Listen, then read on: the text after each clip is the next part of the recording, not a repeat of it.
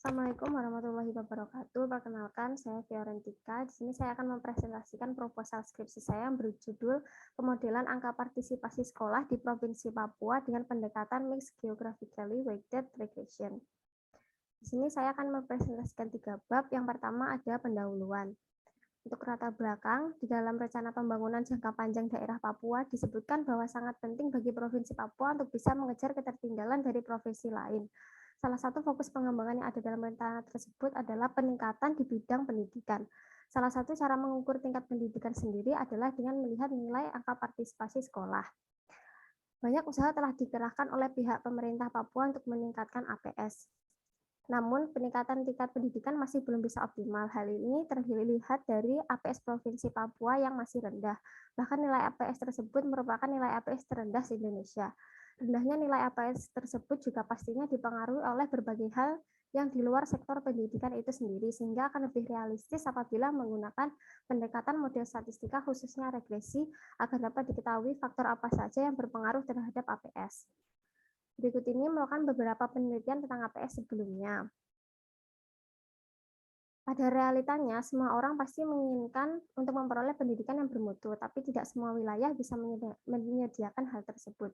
Ditemukan secara empiris bahwa daerah yang memiliki tingkat pendidikan yang lebih tinggi akan menarik pelajar untuk tinggal di daerah tersebut bahkan hingga tujuan menetap. Hal ini menunjukkan adanya dependensi spasial untuk nilai APS. Lalu untuk karakteristik penduduk di setiap daerah pun pasti berbeda. Dan secara geografis pun daerah Papua memiliki karakteristik yang berbeda. Sehingga hal ini menyebabkan adanya heterogenitas spasial. Berdasarkan semua realita tersebut, peneliti memutuskan untuk menganalisis faktor apa saja yang mempengaruhi APS di Provinsi Papua dengan menggunakan MGWR. Dengan variabel prediktornya adalah PDRB, rasio guru murid, harapan lama sekolah, rata-rata banyaknya anggota keluarga berumah tangga, presentase penduduk miskin, dan pengeluaran berumah tangga. Hasil yang diharapkan dari penelitian ini adalah untuk menentukan faktor apa saja yang mempengaruhi APS di Papua secara global maupun lokal, sehingga dapat membantu pemerintah dalam menentukan kebijakan terkait dengan peningkatan APS di Papua. Untuk rumusan masalahnya, yang pertama, bagaimana mengidentifikasi persebaran APS Provinsi Papua dengan peta tematik. Yang kedua, bagaimana memodelkan APS di Papua tahun 2019 dengan pendekatan MGWR. Yang ketiga, bagaimana interpretasi pemodelan APS di Papua tahun 2019 dengan menggunakan pendekatan MGWR. Untuk tujuan penelitiannya, yang pertama, mengidentifikasi persebaran APS Provinsi Papua dengan peta tematik.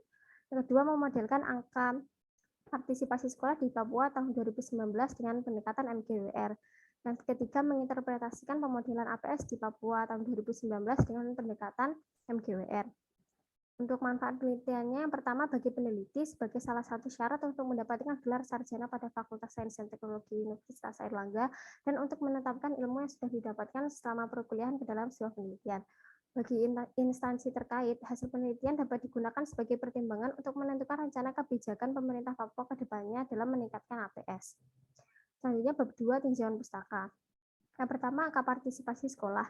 APS adalah proporsi dari penduduk kelompok usia sekolah tertentu yang sedang bersekolah tanpa memandang jejak pendidikan yang ditempuh terhadap penduduk kelompok usia sekolah yang bersesuaian. Cara menghitung nilai APS adalah sebagai berikut, sesuai dengan persamaan 2.1. Yang kedua ada PDRB. PDRB merupakan jumlah nilai tambah bruto yang dihasilkan oleh seluruh unit usaha dalam suatu wilayah domestik atau jumlah seluruh hasil nilai barang dan jasa akhir yang dihasilkan oleh seluruh kegiatan ekonomi dalam suatu wilayah. Yang ketiga ada harapan lama sekolah. Angka harapan lama sekolah didefinisikan sebagai lamanya sekolah dalam tahun yang diharapkan akan dirasakan oleh anak pada umur tertentu di masa mendatang. Cara menghitung HLS sendiri adalah sebagai berikut sesuai dengan persamaan 2.2. Lalu ada rasio guru per murid. Rasio guru per murid adalah perbandingan antara jumlah guru dan jumlah murid pada suatu jenjang sekolah. Angka ini menjelaskan beban kerja seorang guru dalam mengajar. Cara menghitung rasio guru per murid adalah sebagai berikut. Selanjutnya, rata-rata jumlah anggota keluarga. Rata-rata jumlah anggota keluarga adalah rata-rata banyaknya jumlah jiwa dalam satu rumah tangga. Rata-rata jumlah anggota keluarga biasanya digunakan untuk melihat perubahan paradigma dari keluarga luas menjadi keluarga kecil. Menurut BPS, rata-rata banyaknya anggota keluarga berumah tangga dapat dihitung dengan rumus sebagai berikut. Selanjutnya ada persentase penduduk miskin. Seseorang dikatakan miskin jika ia memiliki rata-rata pengeluaran per kapita per bulan di bawah garis kemiskinan. Persentase penduduk miskin adalah persentase penduduk yang berada di bawah garis kemiskinan. Cara menghitung garis kemiskinan sendiri adalah sebagai berikut. Selanjutnya ada pengeluaran per rumah tangga. Salah satu indikator untuk melihat tingkat kesejahteraan suatu rumah tangga adalah dengan melihat besarnya pengeluarannya. Besarnya pengeluaran sebuah rumah tangga mencerminkan kemampuan daya beli rumah tangga tersebut. Semakin tinggi daya beli masyarakat menunjukkan peningkatan kemampuan dalam memenuhi kebutuhan hidupnya dan menjadi salah satu indikasi peningkatan kesejahteraan masyarakat. Selanjutnya ada distribusi variabel random. Jika X adalah variabel random berdistribusi normal, maka fungsi kepadatan pulang dari X adalah sesuai dengan persamaan 2.6 dengan parameter mu dan sigma kuadrat masing-masing adalah rata-rata dan variansi dari X. Jika dua variabel random U dan V saling bebas masing-masing berdistribusi chi-square dengan derajat bebas R1 dan R2, maka variabel randomnya adalah sesuai dengan persamaan 2.7 berdistribusi F dengan derajat R1 dan R2. Jika dua variabel random W dan V saling bebas dengan W berdistribusi normal standar dan V berdistribusi chi-square dengan derajat bebas R, maka variabel randomnya sesuai dengan persamaan 2.8 distribusi T dengan derajat bebas R. Selanjutnya ada pembobot. Fungsi pembobot berguna untuk memberikan hasil estimasi parameter yang berbeda di lokasi yang berbeda. Fungsi pembobot yang bisa digunakan adalah fungsi kernel. Pembobot fungsi kernel dapat dibagi menjadi 4, yaitu kernel Gaussian, kernel B-square, adaptive Gaussian kernel, adaptive B-square kernel, dan rumusnya masing-masing dijelaskan di persamaan 2.9 sampai 2.12. Dengan DIJ adalah jarak Euclidean antara lokasi UIVI dan lokasi UJVJ, dan H adalah parameter non-negatif yang diketahui dan biasa disebut dengan parameter penghalus, dan HIQ adalah bandwidth adaptif yang menetapkan Q sebagai jarak tetangga terdekat dari lokasi I. Pemilihan bandwidth penting untuk dilakukan karena bandwidth merupakan pengontrol keseimbangan antara kemulusan dan kesesuaian fungsi terhadap data. Metode yang bisa digunakan untuk menentukan bandwidth optimum adalah metode cross-validation, yang secara matematis metode CV dapat didefinisikan seperti persamaan 2.13, dengan Jacobi min IH merupakan nilai estimasi YI di mana di lokasi I dihilangkan dari proses estimasi. Bandwidth yang menghasilkan nilai CV minimum merupakan nilai bandwidth yang optimum.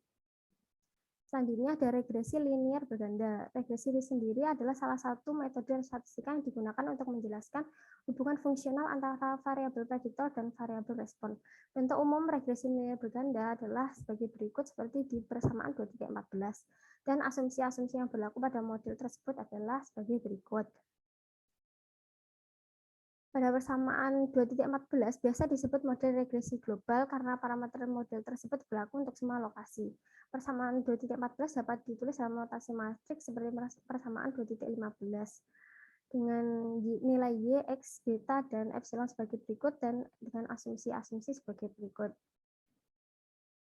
Estimasi parameter model regresi global dilakukan dengan cara meminimumkan jumlah kuadrat residual atau yang biasa disebut dengan ordinary least square.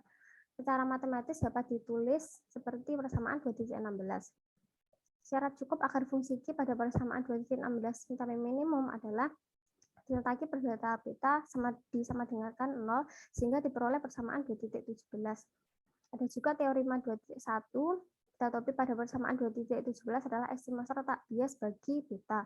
Jika cof Y sama dengan sigma kuadrat Y, maka matriks variansi kovariansi dari beta topi adalah sigma kuadrat XTX min 1.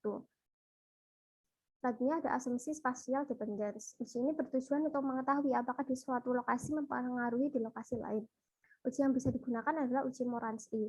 Hipotesisnya adalah H0-nya tidak ada dependensi spasial, H1-nya ada dependensi spasial. Dengan statistik uji seperti persamaan 2.18, dan H0 akan ditolak jika nilai ZI mutlaknya lebih besar dari Z alpha per 2. Asumsi selanjutnya adalah spatial heterogeneity. Uji ini digunakan untuk mengetahui apakah terdapat karakteristik sendiri di setiap lokasi. Heterogenitas spasial dapat diuji dengan menggunakan statistik uji Bose-Pagan dengan hipotesis H0-nya terdapat homoskedastis dan H1-nya terdapat heterokedastis. Statistik ujinya sesuai dengan persamaan 2.19, elemen dari vektor F adalah Fi, EI kuadrat per sigma kuadrat min 1, dengan EI merupakan residual least square untuk observasi GI dan Z merupakan matriks berukuran N kali P plus 1 yang berisi vektor yang sudah dinormal standarkan untuk setiap observasi. H0-nya akan ditolak jika nilai uji bersepadannya lebih besar dari C square P. Selanjutnya adalah model regresi spasial dengan menggunakan pembobot jarak antar lokasi dikenal dengan nama Geographically Weighted Regression. Model GWR dapat ditulis seperti persamaan 2.20. Pada model GWR, estimasi parameter di lokasi I dipengaruhi oleh daerah yang dekat dengan lokasi ke I daripada oleh daerah yang lokasinya jauh dari lokasi ke I. Misalkan pembobot di lokasi I adalah WJUI-VI dengan J0 sampai N, maka estimasi parameter model GWR di lokasi I dapat dengan meminimumkan fungsi persamaan 2.21 dan dengan nilai X, Y, dan W sebagai berikut. Persamaan 2.21 tersebut dapat ditulis seperti persamaan 2.2 dan persamaan 2.2 dapat ditulis dalam bentuk matriks seperti persamaan 2.23 dengan nilai epsilon I dan KI-nya sebagai berikut. Syarat cukup agar fungsi KI mencapai nilai minimum adalah delta KI per delta beta UI VI sama dengan kan 0 sehingga diperoleh estimasi parameter di lokasi I seperti persamaan 2.24. Estimasi parameter lokal dalam model GWR umumnya bersifat bias kecuali jika hubungan linear antara variabel respon dengan variabel prediktor berlaku secara global, maka estimatornya menjadi tidak bias.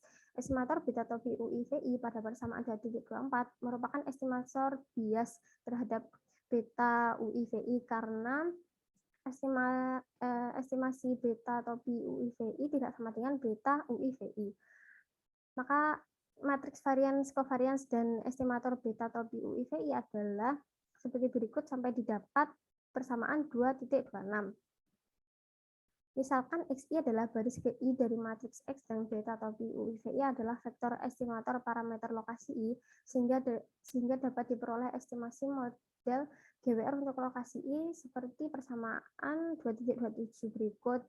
Misalkan Y topi dan epsilon topi masing-masing adalah vektor penduga dari nilai Y dan vektor galat pada lokasi I, maka persamaan di atas dapat ditulis seperti bentuk matriks Y topi sama dengan LY. Penduga dari vektor galatnya adalah epsilon topi I min L kali Y. Dengan L merupakan matriks berukuran N kali N dan I adalah matriks identitas berukuran N kali N. Selanjutnya, mixed geographically weighted regression. Jika ada beberapa variabel yang berpengaruh secara lokal dan ada juga yang berpengaruh secara global, maka bisa digunakan metode ini. Secara matematis, model MGWR dapat dinyatakan seperti persamaan 2.30. Lalu bisa dilakukan identifikasi untuk mengetahui variabel prediktor mana yang bersifat global dan mana yang bersifat lokal. Dengan hipotesisnya digunakan sebagai berikut, H0-nya variabel XY bersifat global, salah satunya tidak variabel XY bersifat lokal. Berdasarkan persamaan 2.27 didapatkan nilai estimasi parameter KJ di lokasi I seperti persamaan 2.31 berikut. Dengan EJ-nya merupakan vektor kolom bernilai JP plus 1, di mana elemen J plus 1 bernilai 1 dan yang lain bernilai 0. Misalkan beta J topinya adalah beta J topi U1 V1 sampai dengan beta J topi UN VNT, dengan mengabaikan 1 per N variansi sampel dari beta J topi UIVI dengan I1 sampai dengan N adalah VJ sampai didapatkan persamaan 2.32 dengan B-nya seperti berikut dan J adalah matriks berukuran N kali N, maka diperoleh uji statistik FJ di persamaan 2.33 nilai FJ berdistribusi F V1 V2 dengan nilai V1 V2-nya sebagai berikut. Dan nilai p-value dari FJ sendiri adalah didapat dari probabilitas FJ lebih besar dari F kecil J. H0 akan ditolak jika p-value atau nilai dari PJ kurang dari alfa. Setelah mengidentifikasi parameter global pada model MGWR, selanjutnya bisa diestimasi baik parameter global maupun lokal yang merupakan parameter yang menggambarkan hubungan spasial non-stasioner pada model regresi. Maka diperoleh XC, XV, Y, beta C, beta V, UI, VI dengan nilai-nilai sebagai berikut. Persamaan 2.30 dapat dituliskan dalam bentuk GWR seperti persamaan 2.35. Diasumsikan bahwa residual pada persamaan 2.35 adalah epsilon I berdistribusi normal 0 sigma kuadrat. Digunakan teknik estimasi parameter secara lokal seperti pada model GWR pada persamaan 2.35 dengan metode WLS dengan memberikan bobot YJ UI VI J1 sampai dengan N di setiap lokasi I. Estimasi parameter di lokasi I dapat didapatkan dengan meminimumkan fungsi seperti persamaan 2.36 atau dapat ditulis seperti persamaan 2.37. Persamaan 2.37 dapat dituliskan dalam bentuk matriks seperti persamaan 2.38 dengan epsilon I dan W nilainya sebagai berikut. Dari persamaan 3.8 tersebut didapatkan nilai KI sebagai berikut. Syarat cukup agar fungsi KI-nya mencapai nilai minimum adalah delta T per delta beta VUI VI sama dengan kan 0 sehingga didapatkan persamaan 2.39 dengan Y delta-nya sama dengan Y min XJ beta J. Selanjutnya dilakukan substitusi elemen beta V topi UI VI pada persamaan 2.39 ke persamaan 2.35 hingga didapatkan persamaan 2.41. Jika diketahui FV sama dengan SVY min XJ beta J dengan SV-nya nilainya sebagai berikut, maka bisa didapatkan persamaan 2.43. Untuk mengestimasi parameter beta J pada persamaan 2.43 digunakan metode OLS dengan meminimumkan fungsi I terhadap beta J sehingga pada persamaan 2.43 didapatkan nilai KI sebagai berikut. Syarat cukup agar fungsi KI mencapai nilai minimum adalah delta KI per delta beta C sama dengan kan 0 sehingga didapatkan nilai beta C topi seperti persamaan 2.44. Dengan melakukan substitusi persamaan 2.44 ke 2.39, maka didapatkan estimator parameter di lokasi I adalah seperti persamaan 2.45. Lalu substitusikan 2.44 ke 2.42, lalu akan didapatkan estimasi parameter untuk N lokasi seperti di persamaan 2.46, sehingga akhirnya didapatkan model MGWR-nya Y topi sama dengan SY, dengan S-nya nilainya sebagai berikut. Lalu pada pemilihan model terbaik. Untuk memperoleh model yang terbaik, perlu dilakukan evaluasi model. AKK Information Criterion atau AIC merupakan salah satu kriteria pemilihan model yang mempertimbangkan banyaknya parameter dalam model.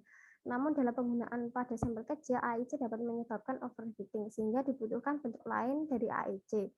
Oleh karena alasan tersebut, dibentuklah AKK Information Criterion Corrected atau AICC yang bisa digunakan dalam sampel kecil. AICC digunakan saat banyaknya sampel dibagi dengan banyaknya variabel bernilai kurang dari 40.